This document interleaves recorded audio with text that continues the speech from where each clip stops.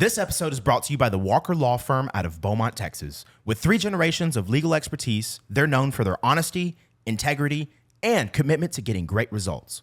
Whether you need help with family law, criminal defense, or personal injury, I can promise you, these guys got your back. Visit www.walkerlawtx.com.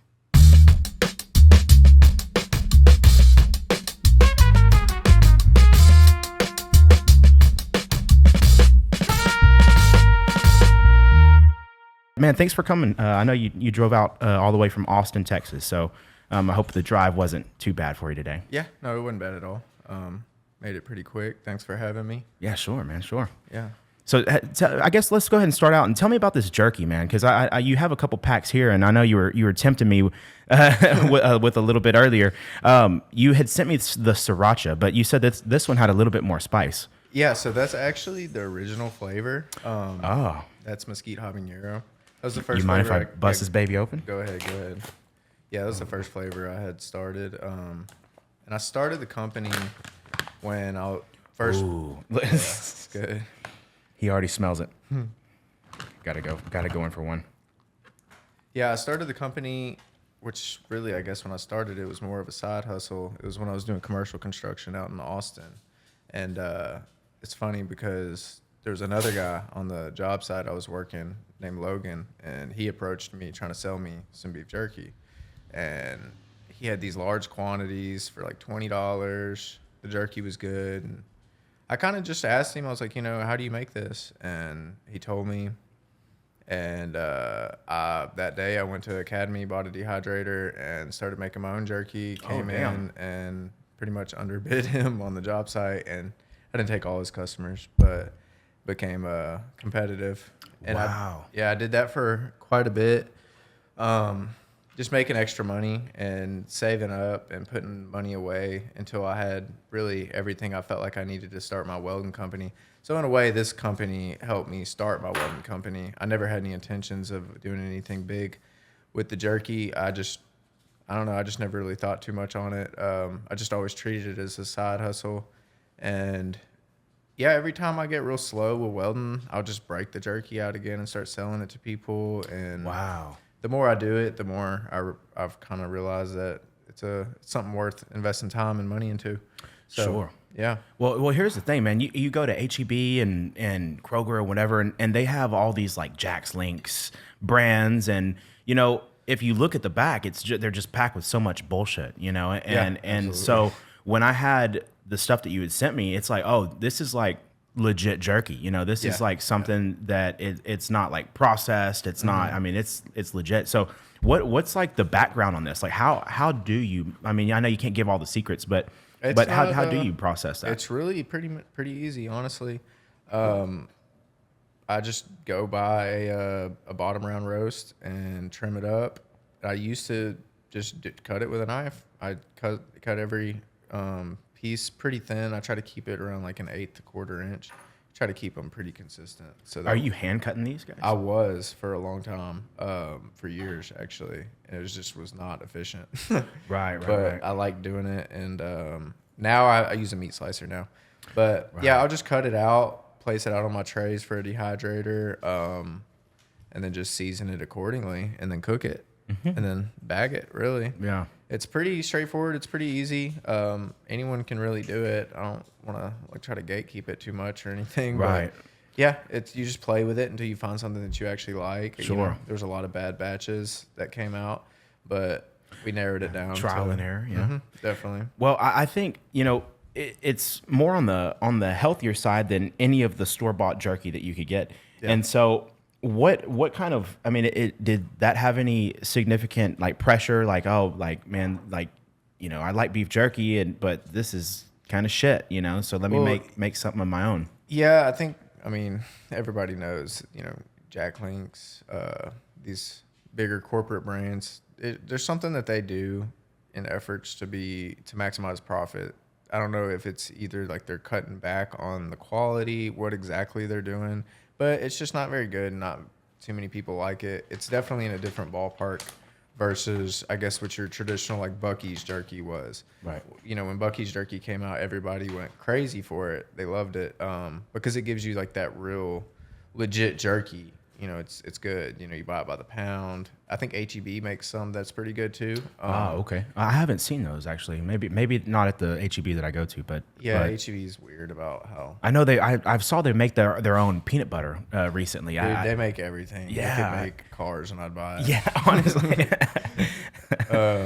But yeah, so it's like I feel like there's two different kinds of jerky. You have shitty jerky and good jerky, and I try to be in the good jerky side of it. You know? Well, just from trying out the different ones that you sent previously, they're amazing. You know, I love everything about it, and like I said, you know, I'm on kind of like a journey right now that I'm trying to get my health in order and trying to get my weight down and trying to be more healthy. And man, it's hard to find good selections of things that you put in your body, you know, whether it's beverages, whether it's foods, you know, whether it's freaking lotions, you know, whatever you're cooking, like oils that you're cooking with. And so it's good to see good quality products being thrown out on the market rather than somebody cutting corners and just, you know, throwing out something that, you know, may you know, you may get the taste up there, you know, where the taste is okay, but if it's not good for you, then it's just, you know, I guess that's almost what America's built off of now. Because I mean, you drive down the streets, you see, you know, everywhere you go is fast food, and yeah, everything's trying to kill you.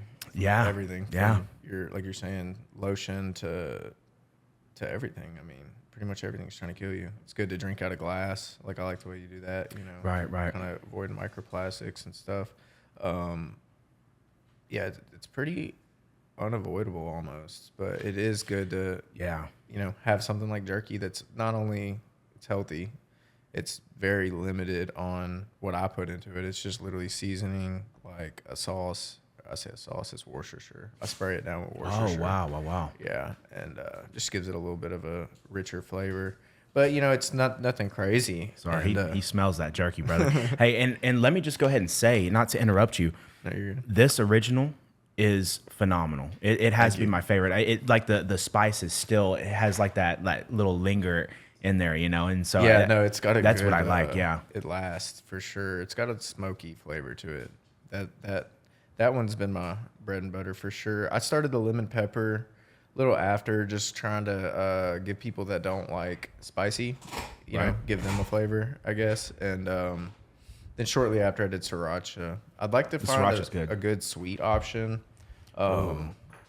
It's just the process of doing that requires marinating, and it's just like a whole nother deal. So I'd like to find something though.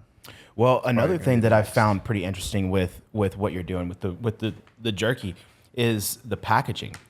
I mean, the packaging is nice. It's very aesthetically pleasing, you know. It's a good name, you know, Dirty Jerky. Like, how'd you come up with that? So it's funny. When I was working commercial construction, I was working downtown Austin most of the time. Probably half the time I was working on a UT building, and it would be like, you know, portions of a building would be remodeled maybe. So us construction workers would be occupying a portion of the building where, you know, students and everybody else would occupy the rest. And I don't know, there was just like always this vibe between the general public and construction workers that we couldn't use the same bathroom. There'd be like a porta potty outside, whatever. And it probably was more in our head than anything. But my boss at the time, Domingo, who's a real good friend of mine, he would just be like, you know, we're just some dirty construction workers.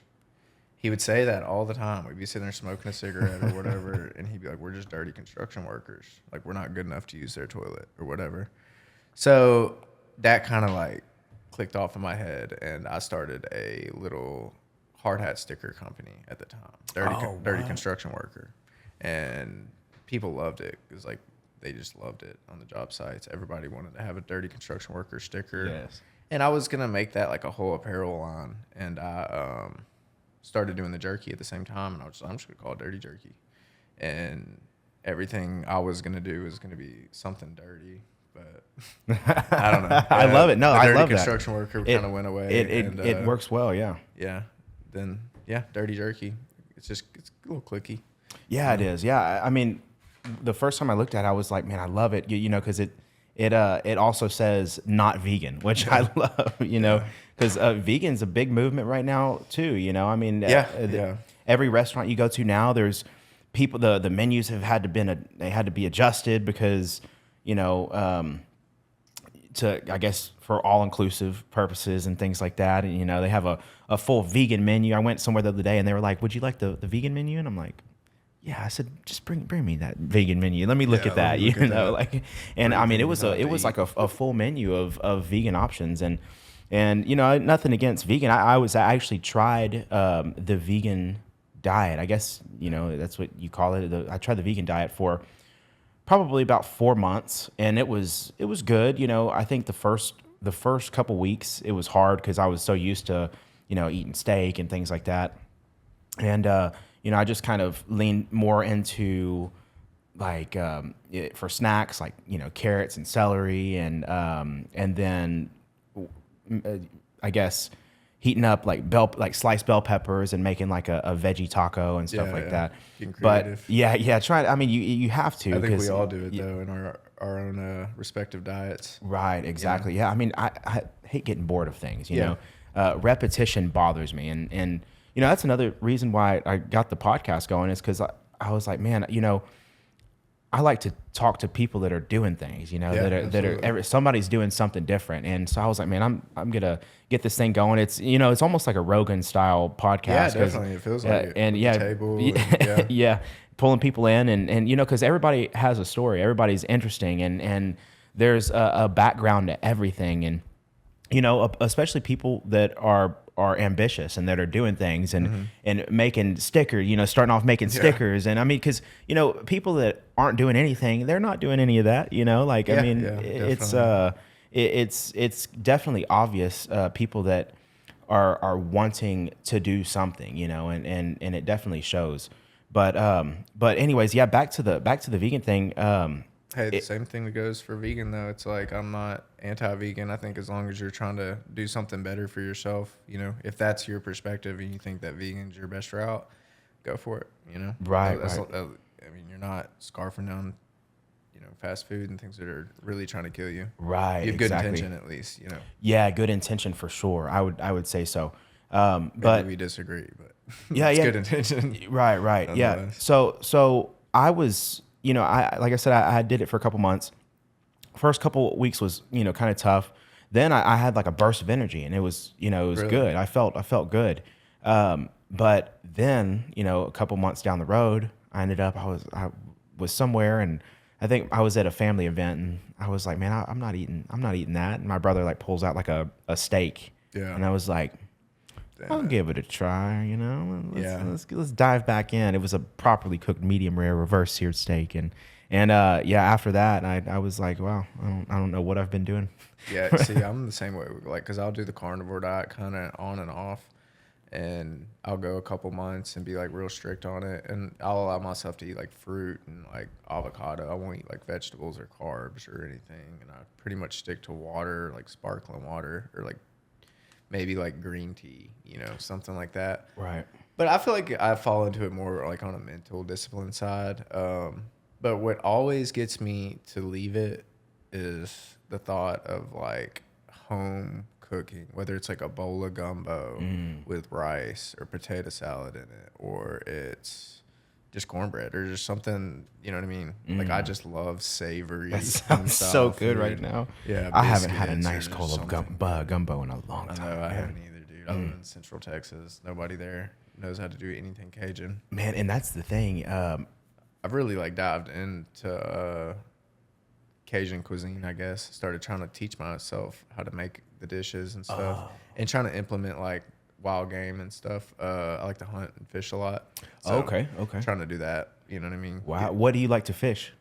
I like to bass fish a lot, but just because I'm in Central Texas, I'm away from the coast. But if I can catch a nice catfish and have a little fish fry, I'm not mad. You know, or come here, try to get on some specs. some flounder, redfish, Yeah. I grew up there, up near Toledo Bend.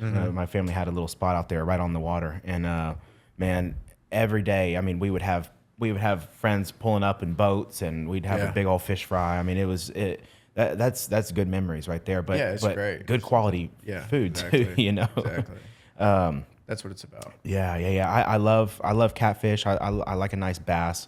I haven't been hunting in a long time, but the times that I have been for whitetail deer. Yeah. And dude, the amount of meat you could get off of that is pretty crazy. I like to deer hunt a lot. I like bow hunting like quite a bit. Some of that backstrap. Yeah. Fry up some of that backstrap. Definitely. Oh man. And I shoot a lot of pigs too. Oh, So really? Usually when I shoot them, What do you shoot those guys with?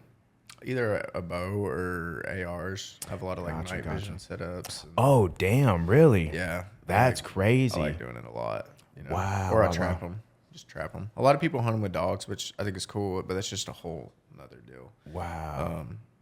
It's just not really for me. Not that I wouldn't do it. It's just I don't have a team of dogs or the time and energy for all that. You could borrow Larry if you want. Oh yeah. Larry will take those hogs out. Yeah. But man, yeah, I've never ran dogs before. I've seen it. I've seen people run them. Yeah. And things like that. Yeah. But it's like, man, it's a lot of work. You gotta house them and train them. Yeah. And the training's a whole nother level, Yeah. And a lot of it involves crossing property lines, and that's just not something I'm really trying to get into. Yeah. There's definitely some dogs on someone else's property. Sure. Yeah. Yeah. You never know what kind of almost traps are set up there, Yeah. People put wherever. You just get into it with people, and I don't know. Somebody posts a picture of you on Facebook off their game camera. Yeah. Have you seen? Like, do you know this person? Do you know this guy with his red hat on? That's hilarious. I actually just saw that recently. That's like my biggest fear is showing up on someone's game camera, but I don't go on other property. So let me see. Let me actually put this SD card in here. I forgot to put it. It's still going. It'll just have better sound quality for when I hit the record button. Oh, you're good. Hold on one second.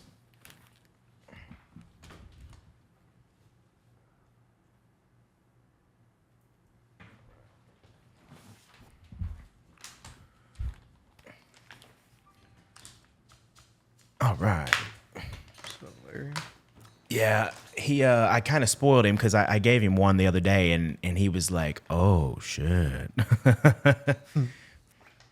Yeah, my dog is so spoiled. Because all the fat I trim off the jerky, she eats, which the company's only growing. So she's just scarfing down beef fat constantly. So sorry I didn't look this up more because I just seen everything that you have on Instagram and things like that. But do you have a website also? Not yet. I'm about to get one. So yeah, if you ever want to order, you got to DM me right now. But I'm in the process of stitching up the last few things for it, and we'll be legit. Yeah. Yeah, I was telling my friend Barry. I was like, man, I said, my friend Tuck, man, he sent me some jerky. I was like, you gonna have to try it out. And he was like, yeah, well, I'll be over tomorrow. This was a couple days ago. I was like, nah, I already ate it. Like, we have to order some. But I'll leave you with some bags. I got plenty. He's all natural. He only drinks out of glass, and I mean he has a pretty good understanding of preventing as much as you can. Dude, it's crazy though, because it's like people. I never even thought about it like that. I would have 5 years ago, if you would have had me drinking out of glass and telling me all of this stuff, I'd have been like, "You're a nut." Yeah, right. But it's like I think COVID is what opened everybody's eyes up that we're just being lied to. Yeah, about everything. I know, and manipulated. Yeah, absolutely. Like just recently, at my job, I don't want to say exactly where, but they just it's a jacked up system because it's a big hospital, and they have you parking. All the parking lots are filled, so you have to kind of outsource other parking lots to pay for to park monthly, and so. In my case, I park a mile away from where the lab that I work in. And so just yesterday, they sent out an email saying that they are banning all electric scooters. Oh, and you know what I used to drive that mile? Yeah. An electric scooter. We did the same thing in construction. Dude, what? And it's like, why, like, why are they banning them? And their reasoning was, the batteries contain lithium, and that's a fire hazard. And I'm like, the batteries on our phones contain lithium. And if that's a fire hazard, then are you going to ban our phones next? I mean, it was just annoying, because I'm sure the people pulling the strings probably just probably drive Teslas, but they also probably pull up to the front door and walk in, to their job, and at big hospitals like this, I mean, every corner you see 10, 15 scooters of professionals trying to get to their job, and so it was a bit annoying to get that message, because I was like, man, I feel like they said, sorry about that. Yeah, he's fine. Yeah. That jerky did it to him. but yeah, it's like they said that they will allow us to either walk or use the bus. And it's like, you're allowing us to walk or use the bus? Like, are you kidding me? Get a longboard. Right. Yeah. So yeah, exactly. I have one too. And it's just a pain in the ass to put it somewhere. It's a pain, and also the sidewalks are fucked up. So you'll be driving, and next thing you know, you're on the ground somewhere. Yeah, head bust open. Right. But yeah, no, it's a messed up situation, and not just that, but there's always some type of control trying to be achieved, or some type of power, that's kind of being altered. Absolutely. So, what? Another thing I was going to ask you. Oh man, I wish I would have wrote this down, but there's the tallow company, the Ungovernable Project. About to say that. Yeah, no, so that's a real good friend of mine. Oh, really? Yeah, I met him through jiu-jitsu, and what? Yeah, he's a big conspiracy theorist, and so he kind of already had like this big social media following, right, which is crazy. You're talking about control. He's had almost 30 accounts shut down on Instagram, all of them with 20 to 50,000 followers, just for posting about Trump and flat Earth or whatever. Right. And they'll just pull them down. He'll just restart accounts, and holy hell. Yeah, he has like lifelong followers though. So yeah, he started a tallow company. Yeah. I mean, I follow him. Mm-hmm. I think he's a pretty badass guy. Yeah, no, he's cool. He's we were talking about UFC. I go watch UFC with him all the time. Wow, dude, I'm going to be in Austin in November. I'm bringing the setup for a tattoo expo. There's a big tattoo artist out there that I've been talking back and forth to, and he was like, "Man, come out. Why don't you come out in November?" So we're scheduled for November, but man, if you're in the area, we all need to run a podcast. I think absolutely, yeah, absolutely. He'd be down. He had a podcast of his own for a while. Oh, really? Yeah, he's It was always conspiracy type stuff, but that's the good shit, Yeah, no, he's like real good friends with Eddie Bravo. It's funny because it's like I met him at 10th Planet doing jiu-jitsu with him, and in Nogi we don't wear belts. You wear rash guards, but some of them are ranked, and he didn't know, and he bought a combat jiu-jitsu rash guard that was purple belt ranked. Oh shit! He was like day 2, day 3, and we were paired up. We talk about it all the time, and I didn't say nothing. I was like, it's not my business. But we were like, we kicked it off pretty good, well, and it's like, I guess within that huge Austin jiu-jitsu community, it's a big who do you know type thing, and he's like, Eddie Bravo told me to come here. And we're all like, what? Yeah, he's cool though. He's real cool. Wow. We could definitely probably make something like that happen. Yeah, no, that would be cool, man. But his tallow thing, man, that took off. He started out. I know, yeah. He does a lot now. I see it, and it looks like he's. And bro, it is phenomenal. Really? See, I've been trying. You know who actually told me about him? Is Harrison Swift. Really? Because he's like super all natural right now. Like he got married and he's very particular on, because he has a daughter now and another one on the way. So he's like really particular on what is around his family and like what they ingest. And, He's the one that got me on the Mountain Valley Water. He's like, dude, you need to check out this tallow company. He was like, another thing that he was like, dude, you need to. He sent me like a link to this a couple things, and it's like how to clean up the electricity in your house so you're not getting hit with like rays or whatever. And he's also a pretty knowledgeable person when it comes to things that you're not taught. You know, That's funny. You know, I grew up with Harrison. Yeah, and, we spent a lot of time together growing up, and I guess you just get older and you don't hang out. It's Yeah, I mean, definitely someone everybody, I hold in high regards for sure. But it makes total sense that he's on the same spectrum. 100%. Yeah. Him and Logan Weems just came down probably a month ago, and man, we like to cut up every time we all get together. But man, yeah, it's always a good time. I like both of those guys. They're good. They're good people. Yeah, definitely, absolutely. So what else has been up? So yeah, I guess let's go ahead and jump back to, so you graduate high school. What has been, fill this gap, Oh man, so high school. I got out of high school and I signed to play college baseball in Dallas in Waxahachie at Segu. Oh, what? I didn't know that. Yeah, but I was hell bent on partying and I mean, dude, living that life. When I was 18 years old, dude, I was such an idiot, man. Dude, I was so dumb. So dumb. Yeah, so I just kind of chased my College Station dreams of that, and that didn't do well at all. Yeah, kind of just kept getting in trouble out there, developed a good alcohol addiction, and honestly, I got pretty bad off on pills too while I was going through all that, and kind of hit a brick wall. Ended up moving out here to Houston for a while, doing the welding deal. I actually went to welding school, and I turned around and went to HVAC school as well for like technician kind of stuff. I didn't know that. Yeah, definitely. And I was in HVAC sales for a couple of years. really? Mm-hmm. Okay, cool. So cool. yeah, you can make some serious money. HVAC's got money all over the place. Yeah. From sales to install to just servicing, everything. Replacing a capacitor, it's like $15. Yeah. You make $400. Definitely.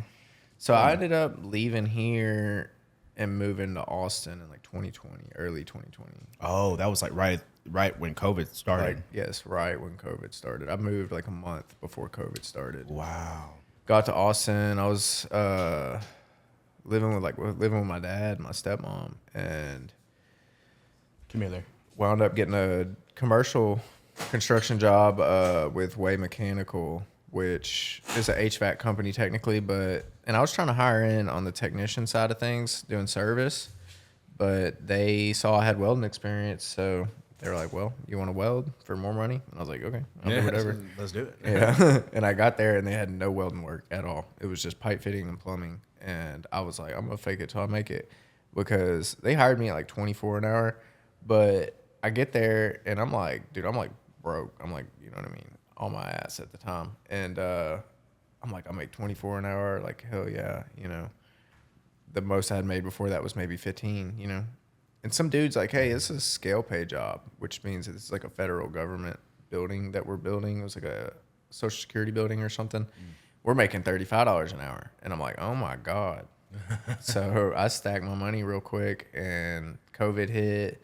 My stepmom and my dad were like really worried about the whole, them getting sick and stuff. So I just diverged and started living in like hotels and stuff in Austin. Right. And it was whatever, but it's kind of like we were talking before we got on air about like, you never know who you're going to meet in life that could just shoot your life in another direction. And I met this dude, Domingo. He was my superintendent, and he was a welder too, but he was also a pipe fitter plumber. And I had the attitude of most welders of, I'm going to sit on this bucket and wait till it's my turn to weld, and I'm not doing nothing else. And he was like totally opposite. He was like, just do everything. He's like, it doesn't matter what the company compensates you for. You're improving your own stock as a person, basically. Wow. You're getting better at all this other stuff, and there's value in that alone.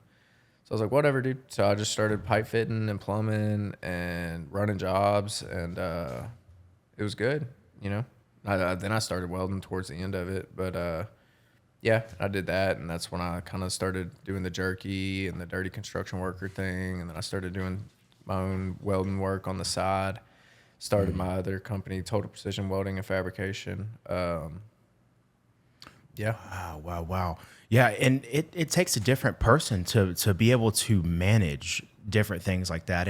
And Domingo, I barely do it, brother. well, your friend Domingo, I think he had a really good point because, a lot of people, they don't realize that they have so much opportunity at the tip of their fingers, you know? Yeah. And all you have to do is, just open your eyes and pay attention because you could learn from anything, Anything and everything. If you're in the restaurant business, you could keep your eye open, either A, you go in and you hate your job and you don't care about waiting tables, or you figure out what they're doing, what is my manager doing, what are the cooks doing, like how is all the process. It's funny you say that because the whole time I spent in College Station, I waited tables, and from that is basically gave me all my sales and experience and just being personable with people. Right. Yeah. Isn't that crazy? And jerky and stuff like that. Yeah, you just pick up things as you go. If you just be optimistic and have an open mind and don't just hate on everything. 100%. They're not paying you enough. Well, guess what? No one's going to pay you enough. Everybody. You're going to hate every company you work at. Exactly. You know what I mean? Yeah. They're paying you 50. You think that you need 60, you need 60, or I'm not going to do this because they owe me that. It's like, whatever. Just milk them for what you can experience-wise, because at the end of the day, you're just going to juice your resume up. Right. And you're just be more credible. You know what I mean? You're gonna be more, just improve your stock as a person, I guess. Yeah, no, that makes sense. And improving your stock as a person. Yeah, I mean, you can learn how to do anything, and even if even if you don't like doing it, it's like another tool in the pack. That how to. Like I remember years ago, my dad, he would be on my ass every time we go out to the garage, and I'd be pulling off the tire on my 4-wheeler and changing the brakes and whatever. And in my, like, as a young kid, I was like, man, I hate this, because my dad was telling me, do this. But dude, looking back, you know what I could do now? I could pull the tire off. I could change the brakes. I could replace the brake pads, People are so reluctant to start new things and new journeys. Just, I guess, because it's like, man, it's like you're a white belt all over again. You suck. 100%, yeah. And it's humiliating. But through that's where your character develops. And a lot of people, they do it one time in life. They become a plumber, and they're just a plumber forever. Right. And they don't ever want to start nothing new. They don't want to do anything else. And, right. You're like, hey, 5 years into plumbing, you want to do something different? There's a little bit more money over here. Most people are like, no, I'm comfortable here. Right, exactly. You'll die in that comfort zone. Bothers the hell out of me. I have friends that they are just talkers. I'm gonna do this, I'm gonna do that, I'm gonna do this, and I hear it for years, and it's like, dude, like, get your ass up and do it. Let's instead of just, let's be a doer. Let's even just take a couple steps forward. And you don't have to achieve everything overnight, man. That's another thing. It's like if you focus on 1% better every day, it ain't gonna take that long before you get somewhere, Right, it's even a 0.5%, And honestly, I've just been inching along with the jerky thing. It's like, I got some bags and I got some labels, and just kind of, I'll get back busy with construction, then I'll come back to the jerky, which right now I kind of intend to like really double down in it and give it a better effort. Right. But yeah, dude, you don't have to like, okay, tomorrow I'm going to wake up and I'm going to have a better diet. I'm going to work out better. I'm going to drink less. I'm going to whatever. You're not going to do all that starting tomorrow. Right. What's going to happen is tomorrow you're going to fuck it all up, and then you're going to feel like an idiot. And then you're going to be reluctant to ever trying again, because you're going to look in your past and be like, I have a history of not following through with anything. It's like, I tell people, it's like, man, if you're going to make a promise with yourself, just keep it. You know what I mean? And don't make promises with yourself willy-nilly. Don't tell yourself every 3 weeks that you're going to quit drinking, and then you can't make it stick. It's like, yeah, well, you have a history of not making it stick. Right. It's like, really take yourself seriously when you make a promise to yourself, 100%. Yeah. And I think that's what a lot of people don't understand, because they they'll start something or they'll say they're going to start something, and then one mess up, it in theory is not the end of the world, but it's like it'll defeat the mind. It's like like, well, I guess the diet's out of the window, or whatever. It's not all gonna just happen. It's like you're gonna screw it up. Right. Business has taught me that. And you don't have to be the best either. Like for example, I told you I started Muay Thai recently, and dude, I'm going in there, I'm getting my ass kicked, like by other people and the cardio, and I mean just everything. And the first week there, I showed up 4 days, I think 4 days out of the week, and dude, I was vomiting every day just because it was so intense, know. And you're getting hit in the liver, and next thing you know, you're hitting the bag for 3 minutes, and then 20 right leg kicks, 20 left. And I mean, it's tough, it's physically tough. And so, obviously, I'm just telling you that, I didn't go in like fucking Superman, you know what I'm saying? Like it takes time. It takes time to progress. And, I think that's what a lot of people don't understand, or don't give themselves credit for. They'll start something. I just recently there was a guy. I'm a couple weeks into taking classes. I'm fresh, but already I've seen people start and not come back. Oh yeah. And it's crazy to see people coming in. They want to be there, and then they realize like what is involved, and they're like, no. Like, yeah. 100%. Yeah, it's definitely one of those things. Yeah, they have like statistics on how many people actually make it to 6 months, and then if you make it to 6 months, now your like likelihood to making it to a blue belt, at least in jiu-jitsu, changes. Jiu-jitsu is such a long journey, It is, yeah. To get to black belt, it's very in depth, and it's similar to chess. A lot of people say. Right. 100%. I would love to switch over to striking and start doing that, but it's that thing in my head. It's like, I don't really want to suck right now, but I need to just do it. Right. Yeah. You know what I mean? See, I'm doing both. And I went in, I was like, man, I said, I already know I suck. Like I'm in there with a bunch of killers, and I know like I'm not that guy, like, yeah. But I look around the room, and everybody there, I know that they have put the work in to develop themselves. Like, on their first days, they didn't start out being the big man, and absolutely. And so, man, I would. It's one of my life goals is to work my way up to a black belt jiu-jitsu, and then be a good striker also, because man, it's crazy when you could actually put both of those together, and be an all around self, like you could provide self-defense for yourself, because there's some crazy motherfuckers out there, Yeah, there's a lot of skills that people don't have at all that 100 years ago would have been mandatory. Can you swim? Can you cook a meal? Could you harvest a meal? Could you butcher an animal if you had to? Could you kill an animal? Can you defend yourself? Could you defend your wife and kids? It's like not a priority to anybody anymore. And it's like all those things to me. Could you fix your tire? If there was limited resources and you couldn't go, replace a part, could you fix that part? Right. Just things of that nature. It's like that might be what's standing in between you and your family living one day. Yeah. It's like we have a lot of luxuries that we take for granted. So, yeah, and I think defending yourself is a huge one, 100%. You don't always have a gun, you don't always have a weapon. Right. Which those are great. Option one. It's like option one, have a gun. I'm a huge proponent of, firearms. Do you carry daily? Yeah. I got one in there. What do you carry? So I don't carry on my person. It's just never really been my thing. I know a lot of people do it. I don't hate on it at all. I think it's better to conceal carry than to open carry, especially if you have no ability to keep somebody from taking your gun off your hip. If you're like a 65-year-old man, right, don't open carry, because it's like somebody can just walk up and rip it off your hip. 100%, yeah. But I keep a backpack pretty much with me all the time, and it's always like one of those concealed carry backpacks. I have a FN Reflex. It's just their micro FN. I liked it because it felt good in my hand. It was 15+1 on one of the magazines, and the smaller one's like 10+1, so it has good capacity. Right.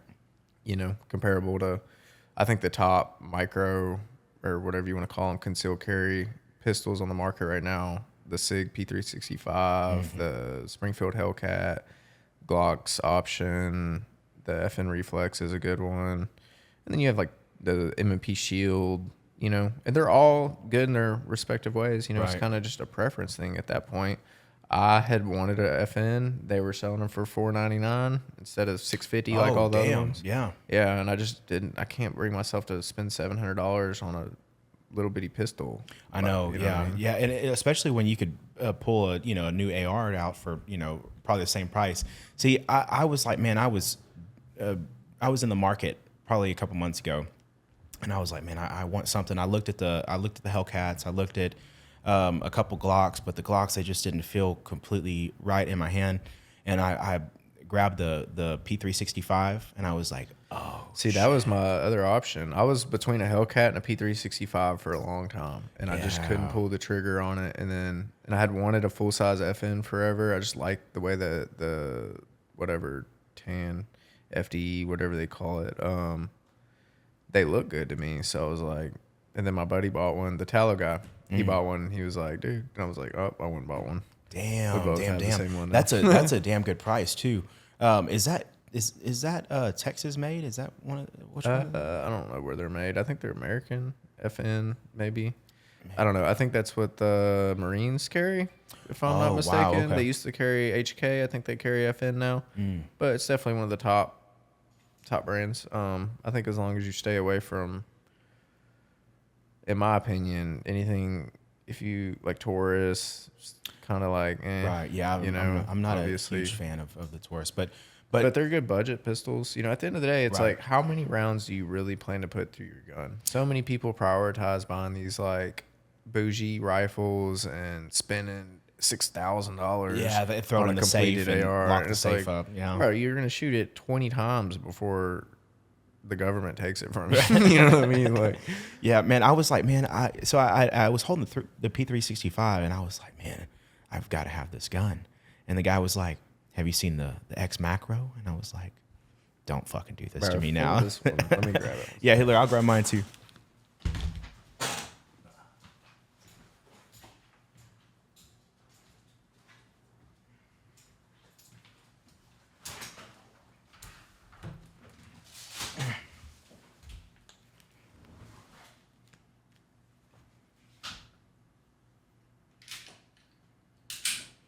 Man, I really got to start working on my fucking posture, dude. Oh, man. See, I love that color, too. So that's with the longer magazine on it. Oh, yeah, that's nice. Oh, yeah, that's nice. I like that.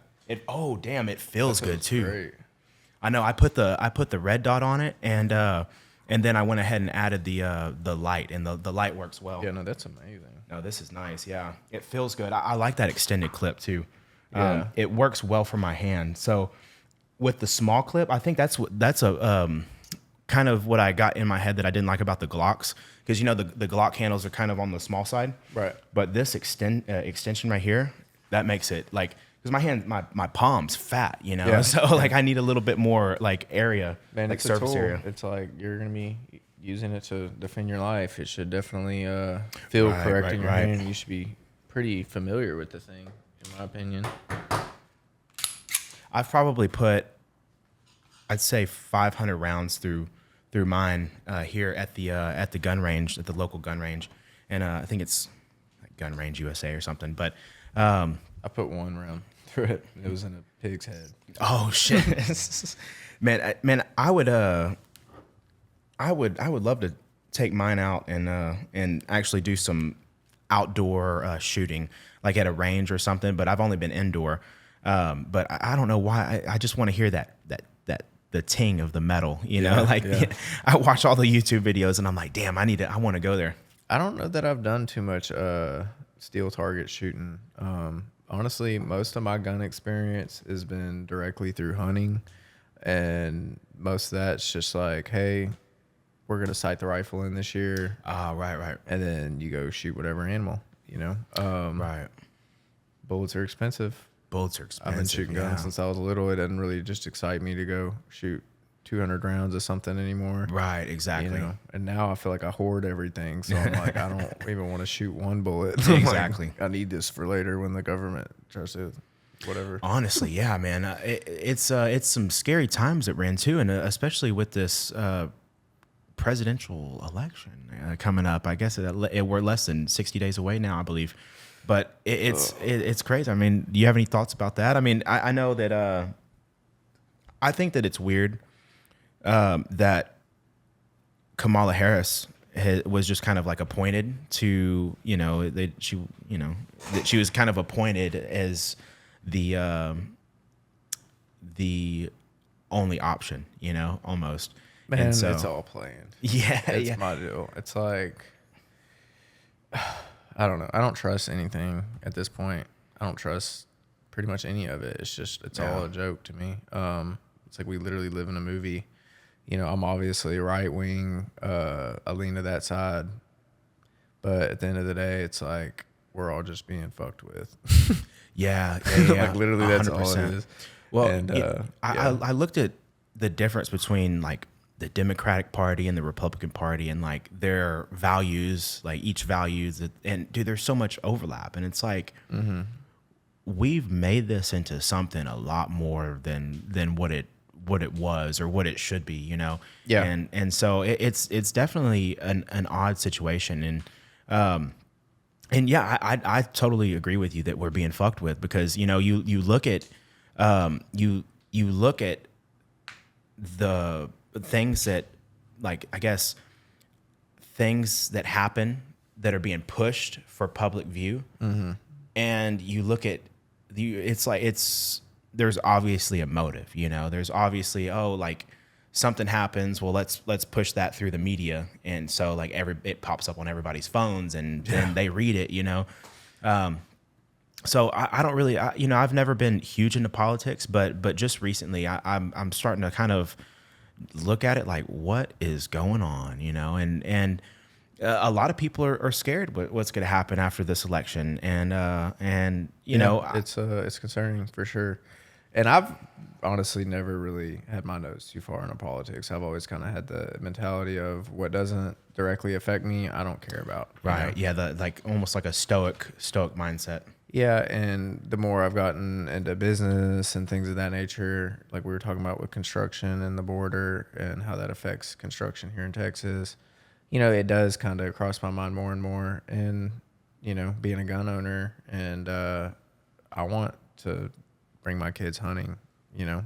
I don't want to be like, hey, dude, we can only hunt with rocks and arrows, right? Yeah. And dogs and stuff. I want to, you know. I also want to be able to defend my family. It's like, but it sucks. It's not going in a good direction. The last election was clearly like rigged, so it's like they're gonna rig this one. If Trump was to win, I'd be extremely surprised. I don't have a whole lot of faith in it. I think all you can do at this point is really just take accountability for yourself and the people directly around you.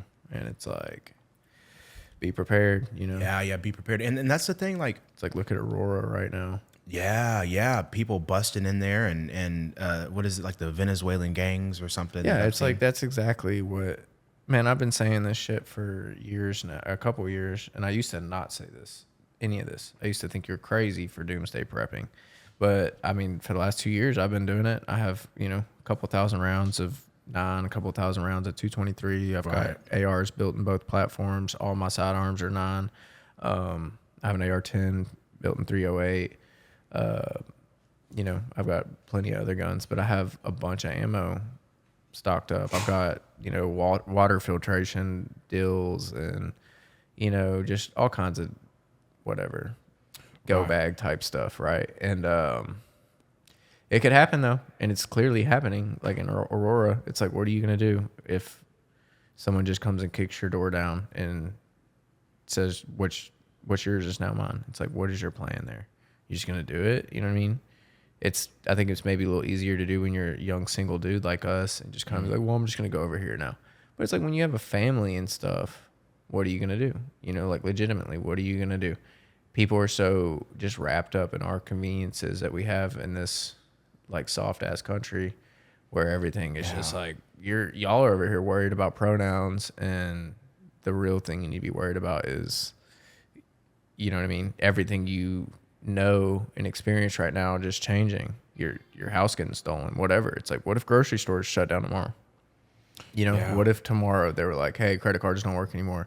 It's like 90% of the currency on earth is all digital. It's like, what if nobody has access to it starting tomorrow? You know, what if, I don't know, fuel shortages. Now trucks can't get to the store to bring food. What are people going to do if there's no food for a week? It's like, watch the population just diminish down to literally the people that are self-sufficient in a way. And it's a lot to think about. And every time I say it to people, they're like, man, you're kind of tripping. But then something like Aurora happens, you know? Right. It's like, look at the rest of the world. Like, people, they go through shit, you know? We're not exempt from that. It's not like there's nothing that says that it can't happen in America. And it's probably going to happen. And it is what it is, you know? Just be ready or don't be ready. You'll be right with God. Yeah. And I think, you know, a lot of people are more open to the idea of being prepared in general after COVID hit, you know, because before, they you know, they're prepping, prepping for doomsday, whatever. Yeah, but if you're wrong, so what? Yeah, I mean, you got a lot of resources. You know what I'm saying? Like, but at the same time, you know, it was those same people that didn't prep that were like, oh shit.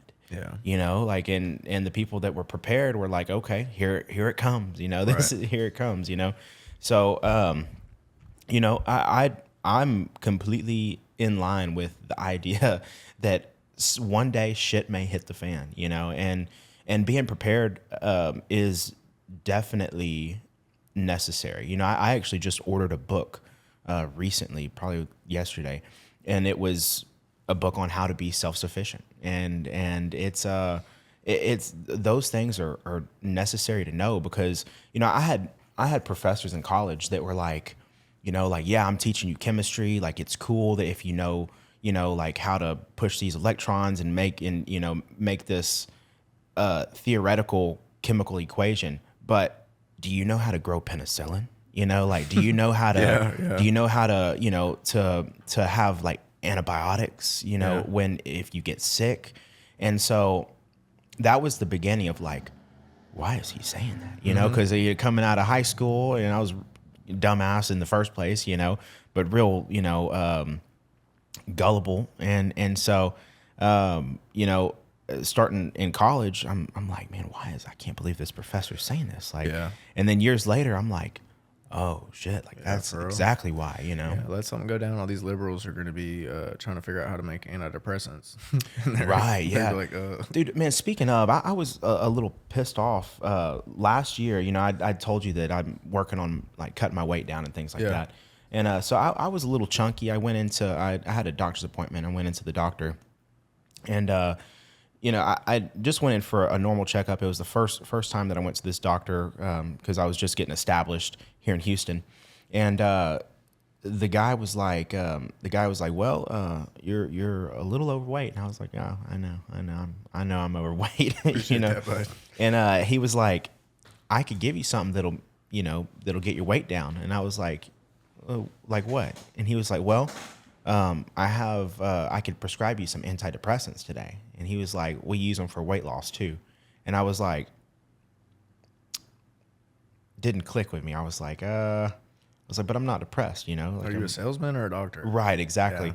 And he was like, oh, this will get your weight down. He said, you got to wait 2 weeks for it to like, you got to take it for 2 weeks, and after 2 weeks, your body starts to change a little bit.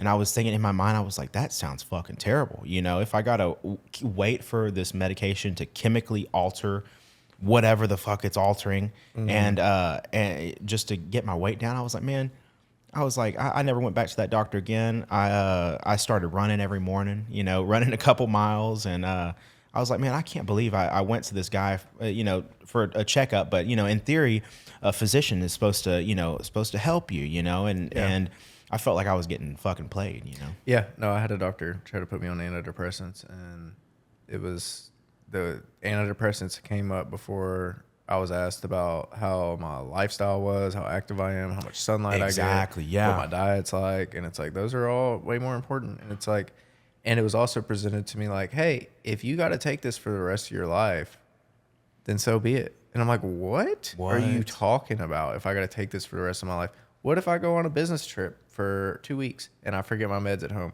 I'm gonna go have a fucking mental breakdown. Yeah. And wherever I'm at, Cincinnati or something, you know what I mean? It's like, that's just such an awful way of trying to figure things out. You know, I've been diagnosed ADHD, whatever, like most people are since I was young. And I took Adderall for like, maybe 2 months in high school. And then I figured out I could sell them and buy weed. Right. So I did that.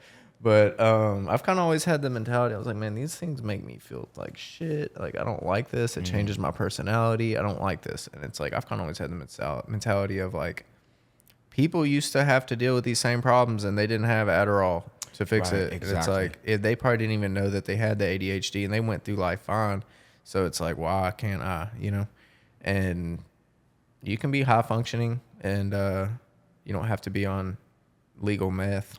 Right. You know what I mean? Exactly. I was prescribed myself in college. It was the biggest mistake of my life. I went to You'll a doctor. get shit done. Don't get me wrong. But Yeah, you are a drug addict. But yeah, it's definitely, you get things done, but I feel like it helps you focus on things that you really don't want to do. Like the reason that you can't focus on them, the reason that you're not wanting to, you can't fully focus on reading the chapter of this textbook is probably because you don't really fucking want to, Yeah. And so it'll make you for sure. It changed my life in the best but worst way. Like, I mean, I ruined relationships. I had a great relationship with a girl at one point, and I dang near destroyed that just because the medication just made me into somebody that I wasn't, Yeah, absolutely. Yeah, it'll change you. And like you said, it makes you just hyper focus on shit that don't really matter that much. And you kind of, we in this world is so just like go, go, go. And I'm a business owner and a lot of people are just like, man, go, go, go. What's the next thing? Most business people I know are like that. And it's like, you got to be able to slow down and enjoy life at the same time and be present for a second. Yeah, it's being like, present dude, for sure. If you're so wrapped up in furthering your business or whatever, and you're missing your kids' ball games or you're missing important things in life, just wherever you're at in life, there's something worth slowing down and paying attention to, whether you're a young single dude or you have a family or whatever. But you got to be able to have that balance. And yeah, I'm not a big fan of medication like that. No. Just because I've had my experiences with it, and my personal experiences have been absolutely terrible. So I kind of keep an eye out, and even like people, like friends and family that I if I kind of sense a little bit of wishy-washiness like that, I'm like, man, fuck that. I don't want to be around you, because it's damaging, and like I said, in my personal experience, I was a freaking freight train, man. I was freaking pumping it full steam ahead, and I didn't care. I didn't care if there was somebody tied on the tracks or not. We're going. And you're gonna get shit done for sure, but at what cost, right? Yeah, exactly. At what cost? And just within the past 3-4 years, man, I've realized the importance of having a clear mind, having a very sound thought process. And, because if it's not sound, you start making irrational decisions, and it could get pretty ugly, And so, a clear mind and just in daily life, and, you take that medication, your sleep patterns are jacked up, and dude, sleep to me is so important these days, because if I don't get 6 to 8 hours of sleep a night, I am a fucking bitch when I wake up, 100%. Like, I can't do it at all. I used to stay up all night, I used to, man. Yeah. I used to just drink and do the whole deal, and I'd be running on 3-4 hours of sleep, go work 10 hours, 12 hours, in customer service, you know, work a double wait Right. tables or something. And I do it 3 days in a row, and I can't even imagine it now. Like Yeah. I'm over here having an anxiety attack if I don't feel like I'm gonna get a full 8 hours before this. You know what I mean? And it's like, man, Right. Yeah. You know, it's like just getting old. Yeah, well, more wise it sounds like, you Yeah. know, because you know, all the older people in my life from when I was younger, man, they're always real clear minded, you know, and Definitely. so They have appreciation for all the things that you're just like, yeah, just dude, you know what I shitting mean? down the drain, It's you like know. make your bed in the morning. You know, it's a good start to the day. You know, Yeah, yeah. do a little manifesting or whatever. Take a cold shower, like it's good for you. Like, you know, Right. Do you do any cold plunging? man, I can't do it. Really? Not that I can't. I'm a pussy. You know? The last time I tried it was it wasn't an actual legit cold plunge, but it was freezing here in Houston, and I went upstairs and I was like, I'm gonna hop in that fucking pool. yeah. Big mistake, bro. I was like, I hopped in hard. there. I was like, oh my god, I hopped out real fast. I was Your like, body thinks it's dying. That's Yeah. the thing. And that through that process of like forcing yourself to stay in, they say between like, I don't know, I'm guessing in the first minute or the first 30 seconds is when this happens. But that's when like all the good medical benefits, I guess, that come from it happen, because your body like thinks it's dying, and something from that, I don't know, it releases shit in your brain, and I have no idea. I probably have no idea what I'm talking about. I think that there's like supposed to be like some heat or some like heat shock proteins or something that's released. Yeah. I don't know the science. I should know. I should look into it and learn the science. But that whole jiu-jitsu community that I'm a part of in Austin they are gung-ho about, you know, ice baths, sauna time, carnivore diet, health, all that. Like that's good to be around. It's great. Yeah, How I is love it. how is the jiu-jitsu scene over there? It's the best in the world. Really? Yeah, it's the mecca for jiu-jitsu. I mean, there's no place on earth that's better to be for jiu-jitsu than out there. You have definitely for no-gi, you know, that's American jiu-jitsu, I guess you would call it, whatever. It's all got its controversial things about it. But for listeners that don't understand the difference between gi and no-gi and what a gi is, when you see someone doing martial arts and they're in the robe and the pants, pajamas, whatever you want to call it, that's your gi. It's just your traditional gi. No-gi is basically grappling without that. So you'd be like, you know, in a skin-tight shirt, which they call a rash guard. It's like an Under Armour shirt or something, and some shorts with no pockets, you know.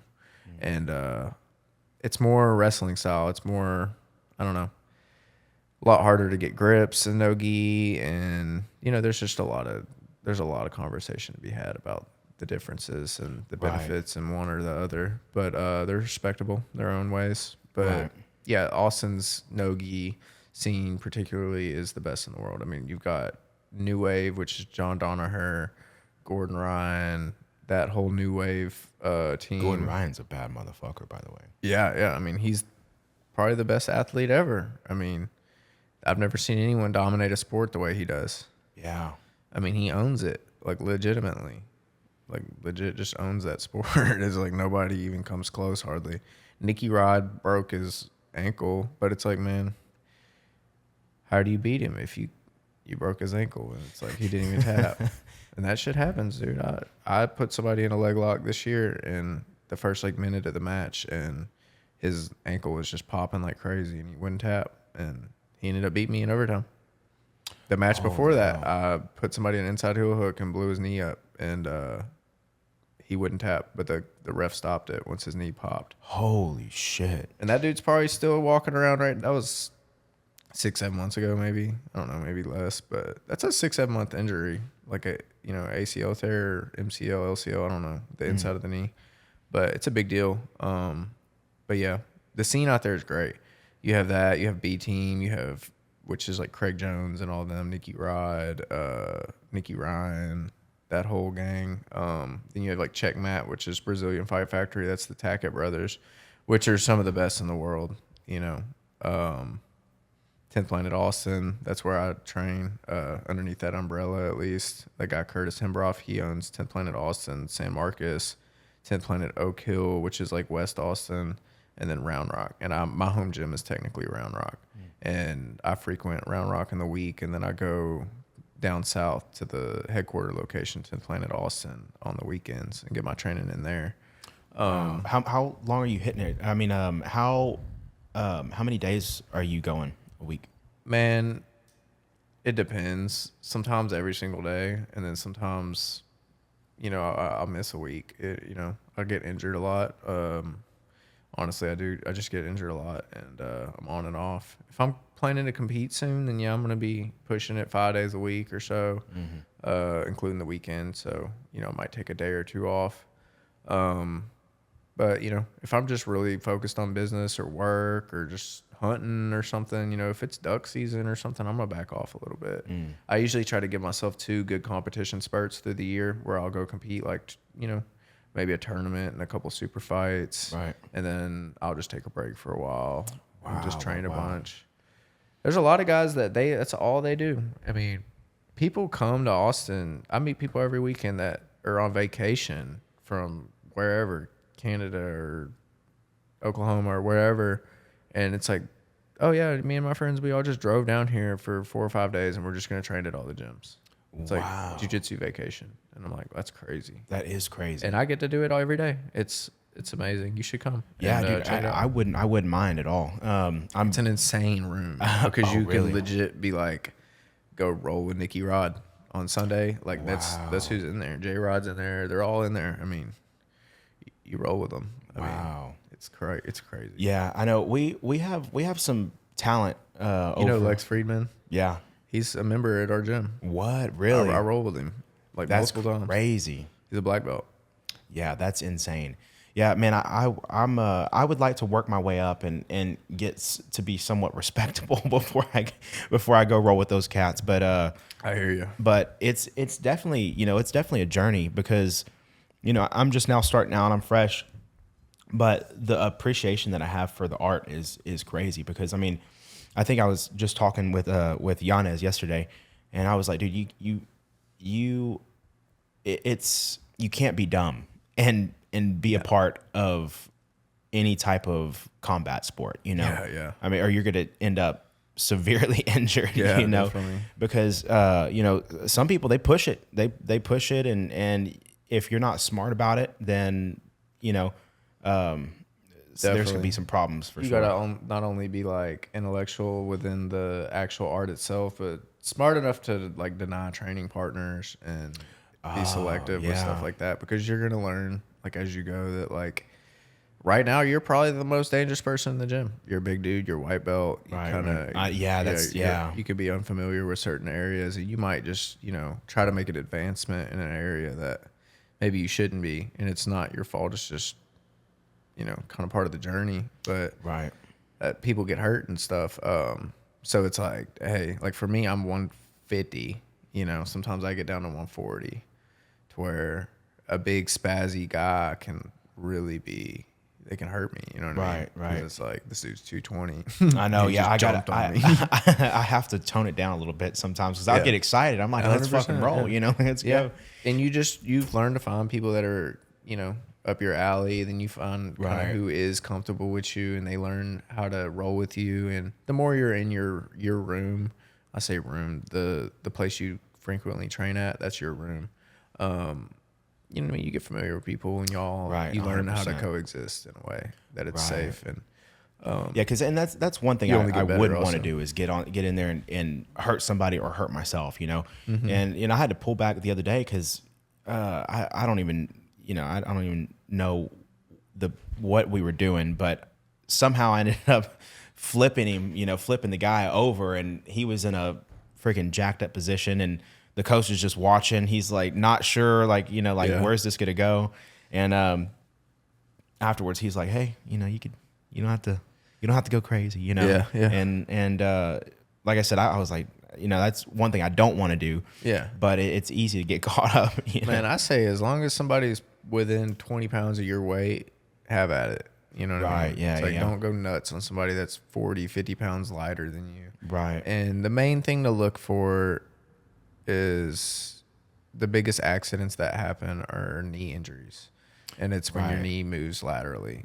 left to right rather than forward to backwards. And, you know, that just happens from certain things. Jumping guard, you know, people try to do flying triangles, scissor sweeps, things of that nature. And just doing spazzy, like huge bursts of energy movements that are kind of unnecessary maybe. And it's always, I mean, I don't know. It's so easy to be so competitive in there because you're getting your ass kicked, and it's going to be like that for a while. You know, it could be a couple months, you know, but as you get better, you're going to see more day one guys come in, and then that's who you get to take turns beating up, because that guy that's a blue belt that's ahead of you, as long as he keeps training, he's going to be a purple belt when you get to be a blue belt. So he's still going to be better than you. Right. You know what I mean? And that's kind of what's frustrating and hard about it. But then sometimes people, they leave for a year, and then you catch up to them and they come back, and you're like, oh yeah, I got you now. Yeah. You know what I mean? It's like this race, this turtle race. And then some people, they progress super slowly while you maybe progress really fast. It depends on how much homework you do. Right. You know, I think that's a huge thing. People get so wrapped up in like their particular school, and they're like, they just trust their instructor. And it's like, you should trust your instructor, but you should seek outside knowledge. Learn the game. You know what I mean? Become a fan of it and learn everything you can about it, and learn how to implement that into your game. Because at the end of the day, I never understood this before, or never even considered it when hearing the term martial arts. But it's your art. I mean, that's how you express yourself. Are you going to be the guy like Nicky Rod that's super wrestly, top pressure, and you're just in your face the whole time? Is that how do you decide to express yourself? Or do you decide to do it more slow and cerebral and just being more, you know, maybe playing a guard or just being, wow. You know what I mean? Just hearing that is like that.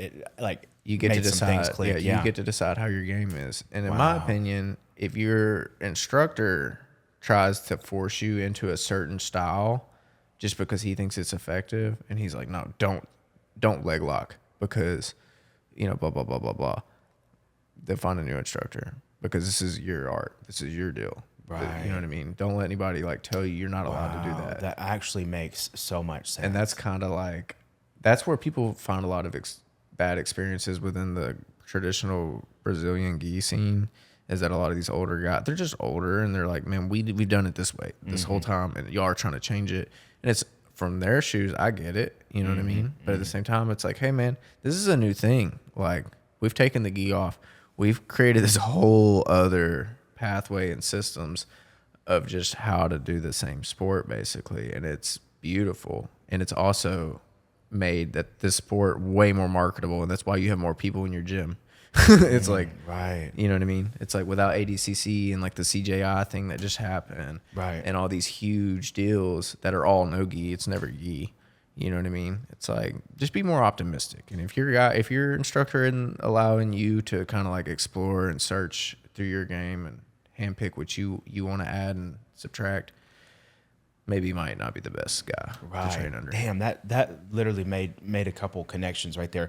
Another thing that I, just from hearing that I like about the gym that I go to is it was my very first day, and you know, we just finished practice, everybody was lined up, and the coach was talking. He was like, look, he said, I can't do everything for you. You know, like, if you want to get better at this game, you're going to have to go home 100%. And learn the game, learn the, you know, watch, you know, you got to watch videos, you know, because sometimes you may see things just by watching, rather than getting in there and, you know, moving around. 100%. You know? There's a lot of variables to the equation of being a good grappler, and that could be a physical variable, like, you know, how in shape are you? How athletic are you naturally? Right. You know, what's your cardio like? You know, what's your strength like? You know, and then there's maybe the intellectual side. Are you smart? Are you like able to do all these things? But also, do you go home and do you study? Do you understand? Like, are you like trying to further your knowledge on your own time?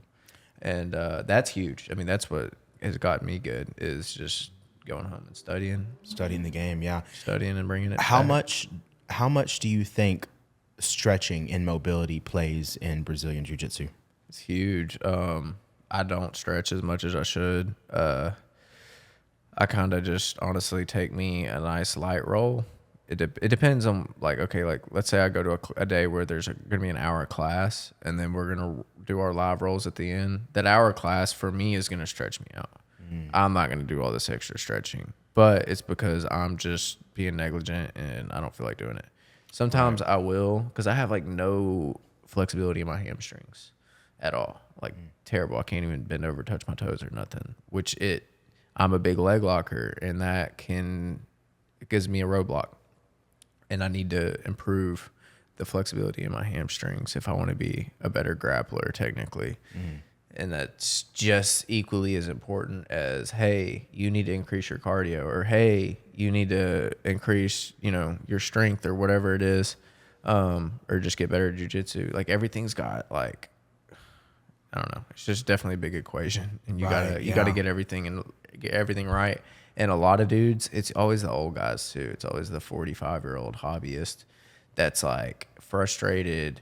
But it's like, bro, you're out of shape. You have no cardio. You don't go home and study anything. You think that you're just going to pay your $200 a month and come in here and the instructor's going to fucking do it all for you. It's not how it works. You have to realize everybody else in this room, like these dudes we're all obsessed with our diets. We're all over here trying to get in extra workout time and doing all this extra shit. We all have jobs. We all have things going on. You know what I mean? A lot of these guys have families and they're working out in their garage and, you know what I mean, grinding it out, just trying to get better and not even really chasing a goal. It's like a lot of these people are just doing it to be a better hobbyist, which is fine. Yeah. You know what I mean? It's totally fine, but can't do it all for you. You gotta pick up the pieces too. Yeah. And that's the thing, man. Nobody like makes you go. Nobody's gonna call you and make sure you're there. And even if you don't show up, disappear for 3 months, you might have a couple people in there that you're close with that'll hit you up like, "Where you at, bro?" You know what I mean? But the instructor ain't gonna call you. Yeah, like it's not. You're not required to go. Yeah, and you're just another guy. Yeah, and so it also takes some discipline to get your ass up and go. And I'm finding that out myself. I've just this week I had a busy ass week. That's really no excuse, but. I have my schedule planned out, and so I'm waking up at 5:30 in the morning. I'm there at 6:30. I'm rolling from 6:30 to 7:30, going to work. I respect people who can do that. Coming home, and then I'm at 6:30 and 7:30. I'm hitting the Muay Thai. And nice. Yeah. My goal is. You're hitting 2 a days. Your body's feeling it, huh? Yeah. Well, it's starting to get better. It's the fucking leg kicks, dude. The leg kicks. Dude. I mean, even right now, I could push on my thighs, and they're just tender, dude. And so, man, I don't know nothing about it. I got hit with a serious leg kick the other day, and I was like, oh, like that's how that shit feels. Like, I mean, it because some days I feel a lot more tough than I am, Dude, and so I get a shin straight to the thigh, and it hurts. And dude, I'm like, I mean, it takes all, like, I mean, you're dropping on the ground, because if your legs aren't prepared, or like, if they're not used to getting hit like that, then it's serious, man. I think the coach was trying to show an example to everybody. I'm one of the bigger guys there, because everybody in Muay Thai is, fit, and so he was trying to show like the proper way to throw a leg kick, and man, I mean, he was just laying into me, and so yeah, it definitely it's definitely one of those things, but yeah, I love it. And within the next year, I would like to compete at least once in a Muay Thai competition, just because I'd never thought about doing it ever, and now I'm getting in there, and I'm literally, I go in every day and get my ass kicked, Right. But it's nice, it's awesome because there's an art to it, it's you're not just good at striking, you have to like, yeah, you may be strong, you may be able to throw a punch, but there's people in there with half the amount of strength that I have that are just piecing me up. Like, I mean, because there's so many opportunities, like there's so many options. They call Muay Thai the art of 8 limbs. You got your elbows, both knees. Hands, both knees, and both feet, and clinching, and it's serious too. Yeah, and doing the clinch deal. My buddy Cody Welty out of Beaumont, 10th Planet Beaumont, we were sparring the other day, and he's like seasoned, and he's just toying with me, and I'm like, dude, like beat my ass. I'm like, man, I hate this. Like bouncing me around. I'm like, damn. Yeah, and I guess that goes back to keeping your eyes open and seeing what it is that they're doing, you know, to learn from it. And that's what I love about the game of martial arts, you know, the jiu-jitsu and Muay Thai and anything that involves an opponent, you know, because, you know, even in chess, you know, you play a game of chess and you're learning from your opponent, you know, like, oh, like, well, he's moving here, you know, and he got me that way. And yeah, it's a never ending game. Yeah. It's such a brain deal. It's like, yeah, because like whatever in your room, that's your chess opponents, technically all the people you train with regularly. Right, exactly. It's like, hey, I got a knee slice on this guy and I keep doing it to him. Well, he's going to go home and look up how to defend a knee slice. And he's going to come back tomorrow and he's going to start, and you're both changing and just kind of like doing this deal. It's like I have a training partner named Rody or Daniel, but we call him Rody. His last name's Rodenberg. But yeah, it's been our deal. I mean, it's like he's like 20 pounds, 30 pounds heavier than me, maybe a little more. But we're both like the same amount of time into our blue belt. And yeah, we've just been killing each other for the last probably 2 years now. Wow. And we're always changing something. You know what I mean? It's like the second I think I've got him, it's like he'll come back tomorrow and figure something else out on me. Wow. Yeah, that's the beauty of it, man. That's amazing. Yeah, I love, you know, like I said, I'm just starting, but the community so far is just amazing, you know, and everybody's real helpful, and I love that everybody kind of drops the ego at the door, you know. They're not walking in like, oh, like let's fucking go, you know. It's a wild thing, man. It's a whole nother world, because it's like, especially if you're in a big community, you don't know who you're rolling with every day. This dude could be head of the SWAT, or he could be a lawyer, or this kid's 14, he's beat my ass every day. Right. You know what I mean? And that's just how it is. And yeah, it's like in your journey to, I guess, black belt, which even past black belt, they say it's like it restarts. It's like a lot of the black belts are like, man, I got my black belt, and it was like everything just restarted in my head. Like they knew how to do jiu-jitsu still, but they like just took it in a whole nother light, I guess. But in that journey to get to black belt, it's like a lot of the same problems you find in life, you'll find in there, like on a minimized scale. It's like that 10-year, let's say it's a 10-year journey from white belt to black belt, because it's usually on average 2 years or so, you know. I got my blue belt in a year and 10 months or something, but some people get it in a year. Just depends. You know, some people get it in 5 years. It's just, but typically on average, it's about 10-year journey.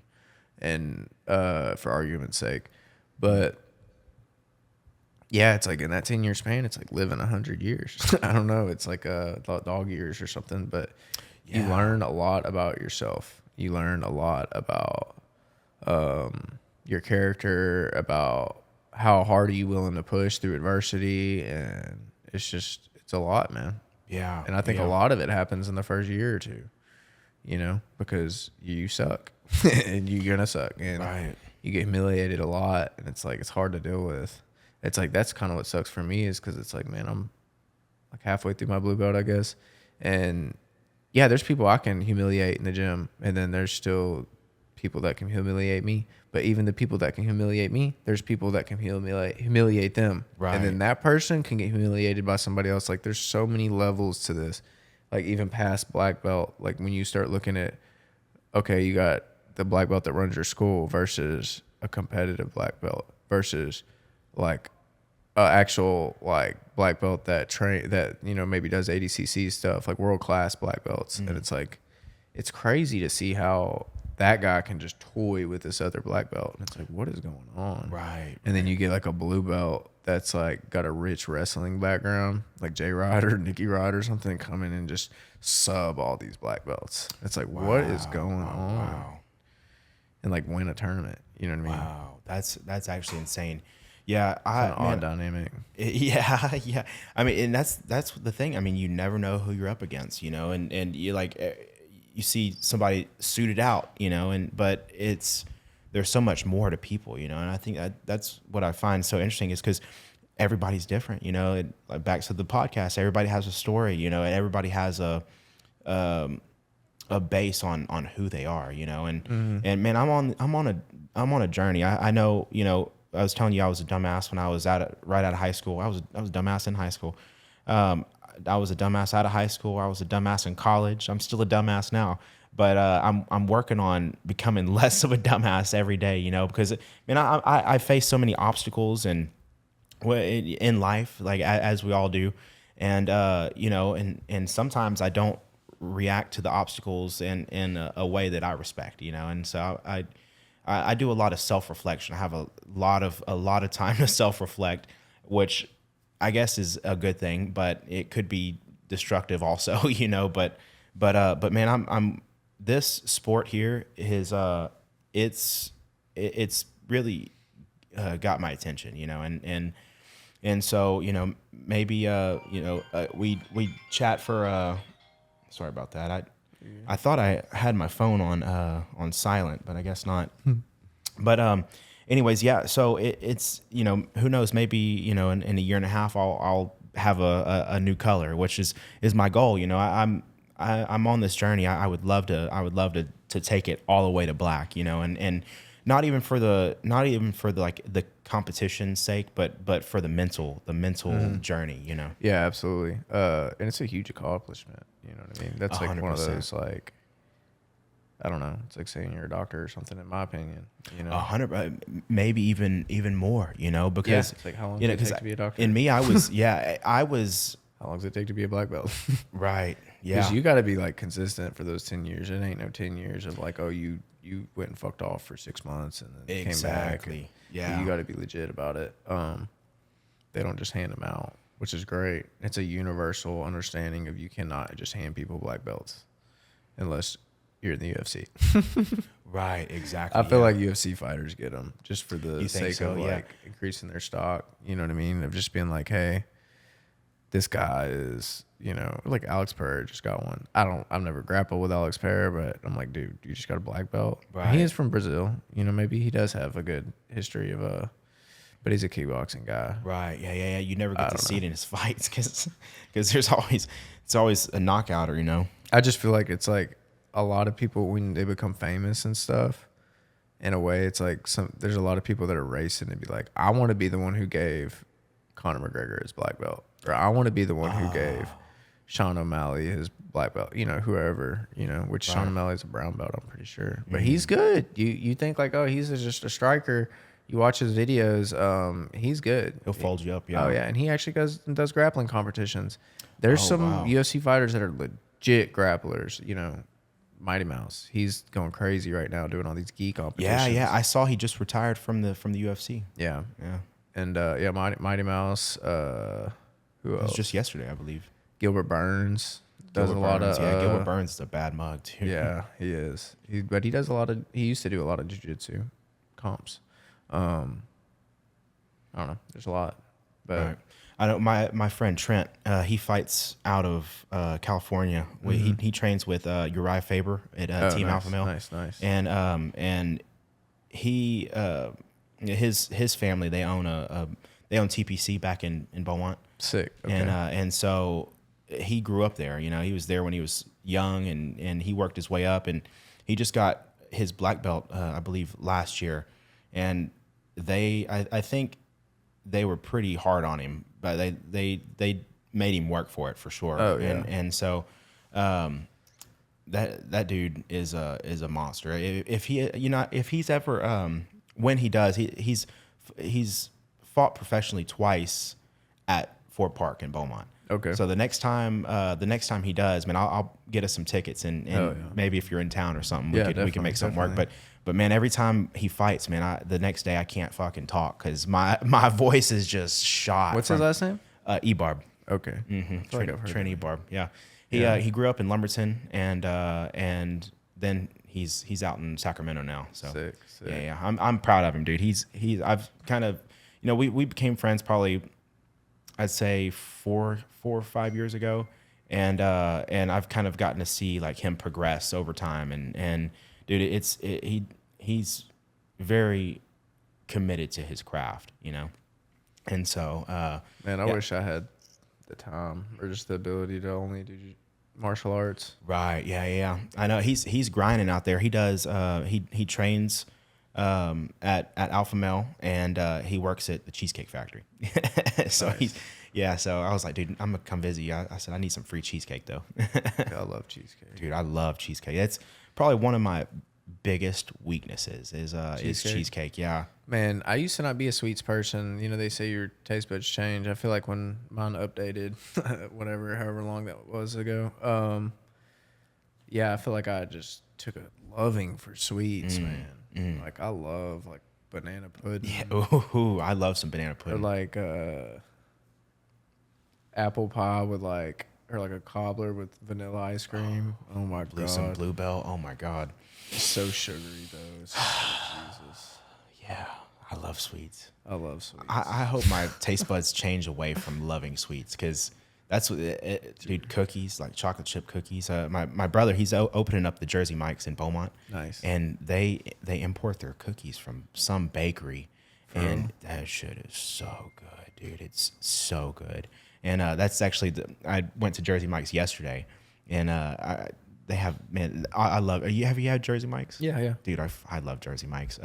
They have what's called it's not on the menu, and a lot of the people don't really actually know. It's not official, but it's the 8.5. It's basically the number 8 with roast beef and bacon.